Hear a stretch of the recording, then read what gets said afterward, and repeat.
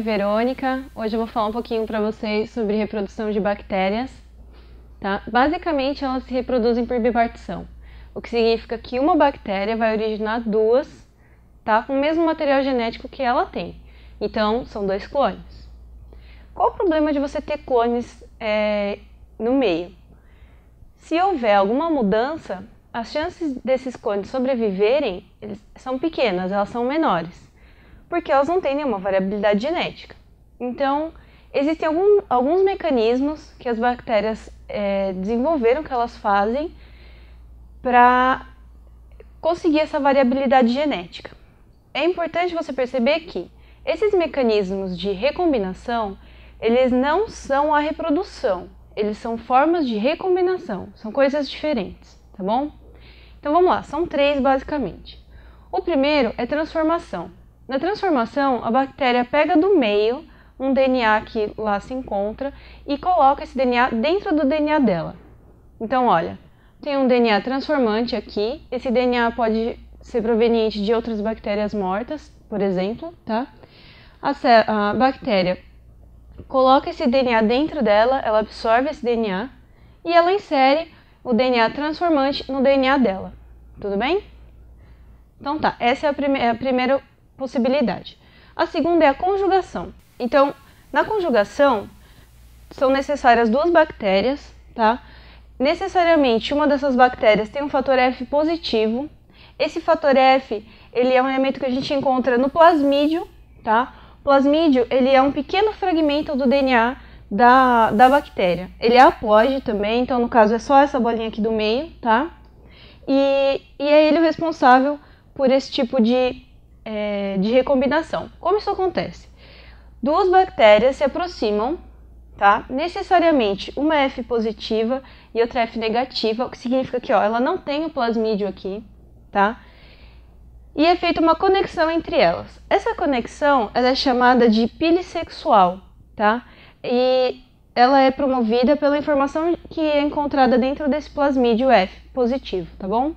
Então, é feita essa pilissexual, que também pode ser chamada de fímbria, tá? Você tem a membrana das duas aqui, ó, se ligando, tá bom?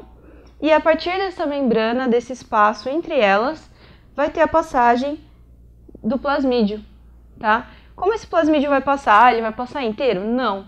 Ele se duplica e o que foi duplicado passa para outra célula, para outra bactéria, que é o que a gente tem aqui, ó. A gente tem o material genético original de cada uma, tá? E o material genético relacionado ao plasmídio em cada uma delas. O que é importante lembrar? Que esse material vai continuar sendo haploide, ele é diploide temporariamente, na verdade ele só produz uma cópia para poder passar para outra bactéria, tá? E que essa transferência ela é unidirecional. Então, como você tem que ter um fator F, o fator positivo aqui, um negativo aqui, você não tem como fazer uma coisa que não existe aqui e passar para cá, certo? Então, é unidirecional. Essa é a segunda forma de recombinação. A terceira é a transdução. A transdução, ela envolve um elemento que está fora, que não está diretamente vinculado às bactérias. O que isso quer dizer? Quer dizer que é através de um bacteriófago, tá, que esse material genético vai passar de uma bactéria para outra. O que acontece? O bacteriófago invade a célula, certo? Ele usa toda a maquinaria da bactéria para se replicar, tá? No caso, em laranja, a gente tem o material genético do bacteriófago e, eventualmente, quando ele vai se montar para sair da bactéria, ele leva um pedacinho do material genético da bactéria.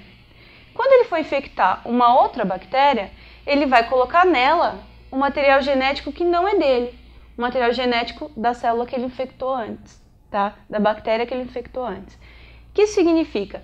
Esse material genético aqui, ele vai ser inserido no material genético dessa segunda bactéria, tá? E é uma outra forma, então, é uma outra forma de recombinação. Quais são as vantagens que esses processos de recombinação trazem para as bactérias? Uma variabilidade genética muito grande. Por quê?